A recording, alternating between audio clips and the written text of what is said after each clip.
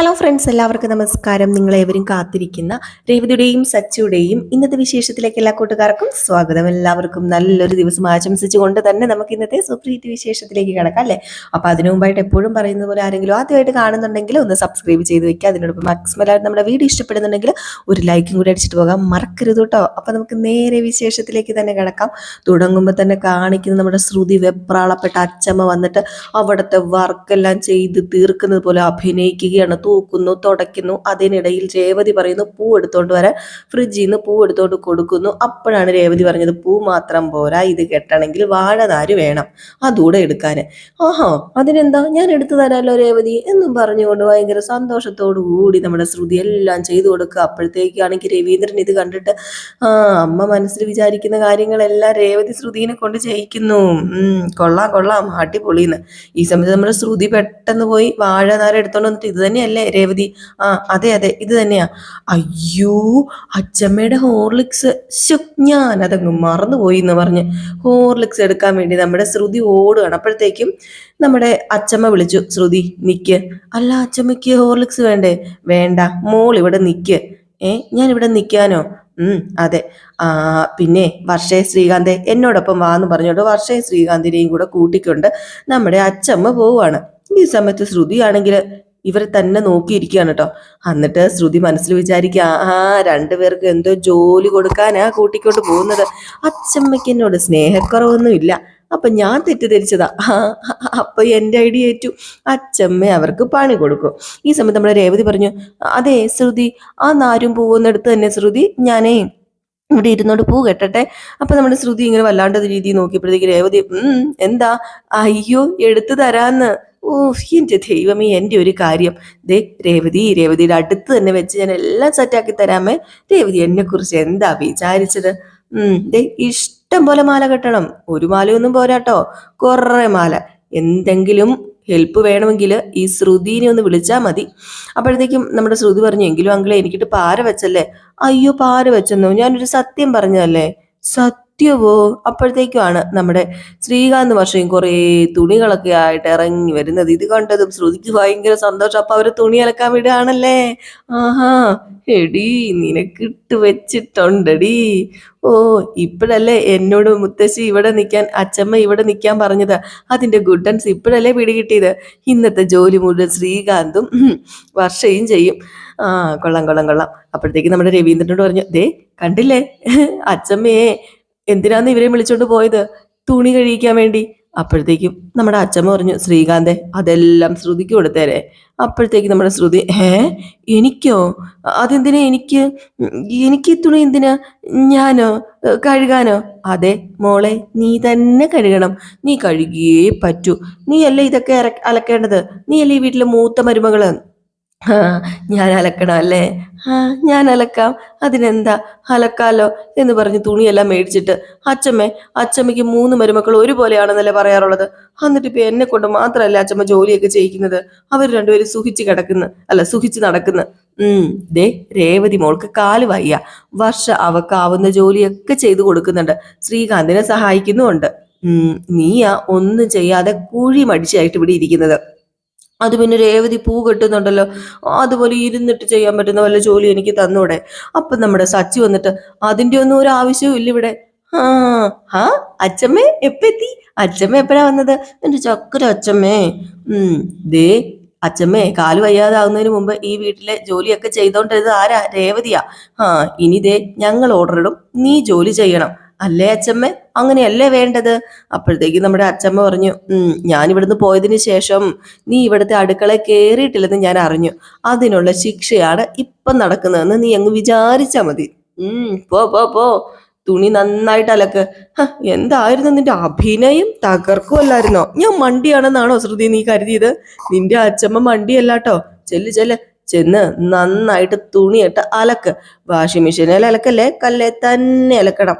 അപ്പോഴത്തേക്ക് നമ്മുടെ സച്ചി പറഞ്ഞു, അച്ഛാ അതെ അച്ചമ്മ ആള് പുലിയാണ് കേട്ടോ, അവൾ അനുസരിച്ചത് കണ്ടോ? എനിക്കിപ്പോ അതല്ലടാ പേടി, നിന്റെ അമ്മ തിരിച്ചു വന്നിട്ട് എല്ലാം കൂടെ നമുക്കിട്ട് തരുമോന്നാ. അത് പറയാൻ പറ്റത്തില്ല കേട്ടോ. അമ്മ വരുമ്പോഴത്തേക്കും ഒരു വലിയ ഭൂകമ്പം ഉണ്ടാകും. അപ്പോഴത്തേക്കും പെട്ടെന്ന് നമ്മുടെ രേവതിനെ കണ്ടിട്ട് സച്ചി, അയ്യോ രേവതി വാ വാ വാ വാ, ദേ മരുന്ന് കഴിച്ചിട്ട് പൂമാല കെട്ടിയാൽ മതി, ദേ മര്യാദയ്ക്ക് വന്നേ. അപ്പോഴത്തേക്കും അച്ഛൻ പറഞ്ഞു, സച്ചി പറയുന്നത് കേക്ക്, ഞാന് അല്ല സച്ചി പറയുന്നത് കേക്ക്, സച്ചി ഇപ്പൊ നിന്റെ ഡോക്ടറാ. ആ അതെ അതെ, ഞാൻ ഡോക്ടറാ. ഏതായാലും ഡോക്ടറാകാൻ ഞാൻ പഠിച്ചിട്ടില്ല, പക്ഷേ രേവതിയുടെ ഡോക്ടറാകാൻ എനിക്ക് പറ്റിയില്ലേ, അല്ലേ അച്ഛമ്മേ? ആ അതെ മോനെ, എങ്കിൽ പിന്നെ രേവതി ഇങ്ങ് വന്നേന്ന് പറഞ്ഞ് രേവതിനെയും കൂട്ടിക്കൊണ്ട് പോവുകയാണ് കേട്ടോ. ഈ ഒരു സമയത്ത് നമ്മുടെ രേവതിയും സച്ചിയും കൂടെ സംസാരിക്കുന്ന സീനാണ് അടുത്തത് കാണിക്കുന്നത്. എന്നിട്ട് നമ്മുടെ രേവതി പറഞ്ഞു, ഞാൻ ആന്റണിയുടെ ഓഫീസിൽ പോയിരുന്നു. ആന്റണിയുടെ ഓഫീസിൽ പോയിരുന്നെന്നോ? എന്തുവാ സച്ചേട്ടാ ഇത്? എല്ലാവരും ഗുണ്ടാ കുഴപ്പക്കാരൻ എന്നൊക്കെയാ വിളിക്കുന്നത്. മാറാൻ ഒരു ഭാവവും ഇല്ലാഞ്ഞിട്ടാണോ അങ്ങോട്ടേക്ക് പോയത്? അത് പിന്നെ അനാവശ്യമായിട്ട് ഞാൻ ആരെയും ഒന്നും ചെയ്യാറില്ലല്ലോ രേവതി, നിനക്കറിയാലോ. തെറ്റ് ചെയ്തവനെ പിടിക്കും, അടിക്കും. ഞാൻ തെറ്റ് ചെയ്തവനോട് കാണിക്കുന്നത് അതൊരു ക്രൂരതയല്ല, അത് അവന് കൊടുക്കേണ്ടതാണ്. ആക്സിഡന്റ് പിന്നിൽ അവനാണോന്ന് തന്നെ എനിക്ക് സംശയമുണ്ട്. അതുകൊണ്ടാണ് ഞാൻ അവനെ പോയി പിടിച്ചത്. അവന് സംശയം ഉണ്ടെന്ന് വേറെ ആരുമല്ല, ദേവു എന്നോട് പറഞ്ഞത്. അവളെന്താ അങ്ങനെ പറഞ്ഞത്? അവൾക്ക് എന്തെങ്കിലും തെളിവ് കിട്ടിയിരുന്നോ? ആക്സിഡന്റിനെ കുറിച്ച് നിന്റെ അനിയൻ ആന്റണിയോട് സംസാരിക്കുന്നത് അവൾ കേട്ടിരുന്നു അത്ര. അപ്പോഴാ അവൾക്ക് കാര്യങ്ങളൊക്കെ മനസ്സിലായത്. അവനെ നിന്നെ കൊല്ലാൻ ശ്രമിച്ചതായിരിക്കും. പിന്നെ നിന്റെ അനിയനും സംശയമുണ്ട് കേട്ടോ.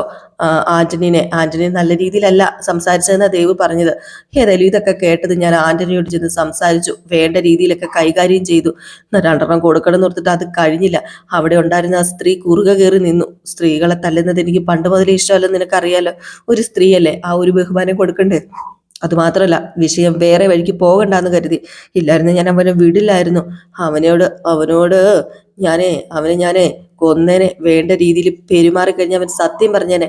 ഉറപ്പാ രേവതി, അവൻ തന്നെയാ ഈ ആക്സിഡന്റ് പിന്നിലുള്ളത്.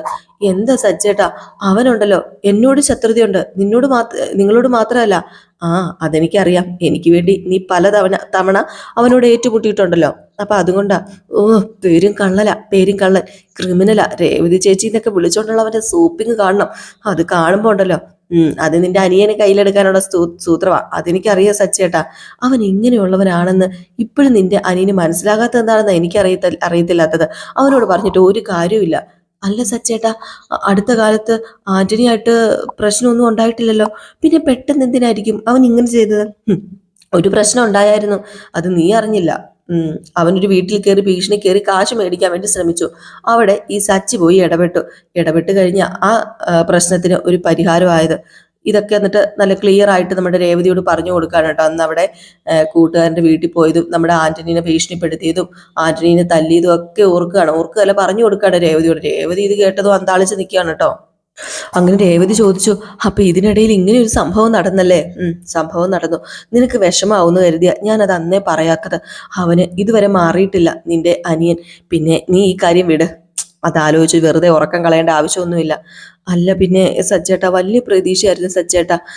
കുടുംബത്തിനെ കുറിച്ച് വല്ല വിചാരം ഉണ്ടായിരുന്നെങ്കിൽ ആന്റണിയുടെ കൂടെ കൂടി അവൻ ഇങ്ങനെയൊക്കെ ചെയ്യുമായിരുന്നോ? അയ്യോ രേവതി, വീട്, നീ ആ കാര്യം വീട്. നീ എന്തിനാ വെറുതെ വിഷമിക്കുന്നത് ആ കാര്യമൊക്കെ ഓർത്തിട്ട്? ദേ, എന്തായാലും ആന്റണീനെ ഞാൻ വെറുതെ വിടില്ല. ഞാൻ അവനിട്ട് കൊടുക്കുക തന്നെ ചെയ്യും. ഒരു ദിവസം ഞാൻ അവനെ പിടിച്ചു കഴിഞ്ഞാൽ ഉണ്ടല്ലോ, പിന്നെ തടയിടാനായിട്ട് നിന്റെ അനിയൻ പുറകെ വരാതിരിക്കാൻ നീ പ്രാർത്ഥിച്ചോ. അങ്ങനെ ആര് വന്നാലും ആരാണെന്ന് ഞാൻ നോക്കൂല. എനിക്ക് വലുപ്പം നീയാ രേവതി, നിന്നെ തൊട്ടവൻ ആരാണെങ്കിലും അവനുള്ള ശിക്ഷ ഈ സച്ചി കൊടുത്തിരിക്കും. തടയാൻ വന്നു കഴിഞ്ഞാലേ അവനും അത് കിട്ടും, നിന്റെ അനിയന്. എന്താ സച്ചേട്ടാ, തടയാനൊന്നും അവൻ വരില്ല. അതുമാത്രല്ല അവനെ തടയാൻ വന്നു കഴിഞ്ഞിട്ടുണ്ടെ ഞൊട്ടും. നീ ഇപ്പോഴും അവന്റെ രീതി മനസ്സിലാക്കിയിട്ടില്ല. അവനെ നിനക്കറിയത്തില്ല. അവനെ ആരാ സാധനം എന്നറിയാമോ? അവൻ ആന്റണിയുടെ വലയത്തിൽ പെട്ടിരിക്കുകയാണ്. ആന്റണീനെ കൊണ്ട് സത്യം പറയിപ്പിച്ചിട്ടുണ്ടെങ്കിൽ എല്ലാം മനസ്സിലാകും. പിന്നെ പോലീസിനെ ഏൽപ്പിക്കും. നാളെ തന്നെ അത് ഞാൻ ചെയ്യും, അത് ഉറപ്പുള്ള കാര്യമാണ്. ഈ സച്ചി ഉണ്ടല്ലോ, ആരാന്ന് അറിയാൻ പോകുന്നതേ ഉള്ളൂ. അവൻ പുറത്തായാൽ എൻ്റെ രേവതിക്കും കൂടിയാ അപകടം. അത് ശരിയല്ല. അവൻ അകത്താകണം. അല്ല, വലിയ ശിക്ഷ അവന് കിട്ടുമോ സച്ചേട്ടാ? വലിയ ശിക്ഷ കിട്ടും. അവൻ നിന്റെ ജീവൻ എടുക്കാൻ നോക്കല്ലേ രേവതി ചെയ്തത്. അത് പിന്നെ വലിയ ശിക്ഷയല്ലേ കിട്ടേണ്ടത്. തെളിയിക്കാൻ കഴിഞ്ഞാൽ അവൻ കുറച്ച് നാൾ അകത്ത് കിടക്കും. അത് പിന്നെ സച്ചേട്ടൻ ശ്രദ്ധിക്കണം കേട്ടോ. ഓഫീസിൽ പോയി പ്രശ്നം ഉണ്ടാക്കി നിങ്ങൾ വീണ്ടും തേടി പോകുന്ന എനിക്കറിയാം അവനെ. അതുകൊണ്ട് എനിക്ക് മാത്രമല്ല അവനും അറിയാം. കരുതിയിരിക്കും അവന്. ശ്രദ്ധിച്ചേക്കണം സച്ചേട്ടാ. വെറുതെ പ്രശ്നം ഉണ്ടാക്കി പ്രശ്നത്തിൽ ചെന്ന് ചാടരുത്. സച്ചേട്ടൻ എന്തെങ്കിലും പറ്റിക്കഴിഞ്ഞാൽ എന്തു പറ്റാന്? എന്തുവാ രേവതി, ഈ സച്ചി ഇന്നും ഇന്നലെ തുടങ്ങിയതാണോ? അല്ലല്ലോ, സച്ചിക്ക് ഒന്നും പറ്റാൻ പോകുന്നില്ല. ആന്റണി അവസാനത്തേത്. അതോടുകൂടി എല്ലാം കഴിയും. അത് പിന്നെ ആന്റണി ജയിലിൽ കിടക്കേണ്ടവനാ സച്ചേട്ടാ. അതുകൊണ്ടാ ഞാൻ കൂടുതലൊന്നും പറയാത്തത്. അവൻ ജയിലിൽ പോയി കിടക്കട്ടെ. എന്നാലും എൻ്റെ സച്ചേട്ടനെ എനിക്ക് നഷ്ടമാവില്ല. സച്ചേട്ടൻ ശ്രദ്ധിക്കണം. നമ്മൾ 2 ജീവനല്ല, 1 ജീവനാണെന്നല്ലേ എപ്പോഴും സച്ചേട്ടൻ പറയാറുള്ളത്. അതുപോലെ സച്ചേട്ടൻ എന്തെങ്കിലും സംഭവിച്ചു കഴിഞ്ഞാൽ പിന്നെ എൻ്റെ ജീവൻ പോകും. അത് അറിയാലോ, ഞാനും അങ്ങ് പോകും. അത് ഓർക്കണം. രേവതി, നീ എന്തൊക്കെയാ പറയുന്നത്? നമ്മൾ എങ്ങും പോവില്ല. നമ്മൾ ഇവിടെ തന്നെ ഉണ്ടല്ലോ. ദേ, എപ്പോഴും നിൻ്റെ അടുത്ത് ഇങ്ങനെ പറ്റിച്ചേർന്ന് നിന്നെ ആശ്വസിപ്പിച്ച് ഇരിക്കാൻ ഞാൻ എന്നും കാണും രേവതി. അത് ഉറപ്പുള്ള കാര്യം തന്നെയാണ്. ഒരിക്കലും നീ സങ്കടപ്പെടാൻ പാടില്ല. നിന്റെ കണ്ണ് നിറയാൻ പാടില്ല. അതിന് ഞാൻ സമ്മതിക്കില്ല. എന്നും എനിക്ക് നിന്നെ വേണം. എൻ്റെ ഭാര്യയായിട്ടും എൻ്റെ അമ്മ തരാത്ത സ്നേഹം തരുന്ന അമ്മയായിട്ടും സഹോദരിയായിട്ടും കൂട്ടുകാരിയൊക്കെ ആയിട്ടും എന്നൊക്കെ പറയാണ്. ഏതായാലും നമ്മുടെ രേവതി സച്ചിയുടെ നെഞ്ചിലേക്ക് ഇങ്ങനെ ചാരി കിടക്കുകയാണ്. ഇതിന് ശേഷം പിന്നെ കാണിക്കുന്ന സീനെന്ന് പറഞ്ഞാൽ പോലീസ് സ്റ്റേഷനാണ്.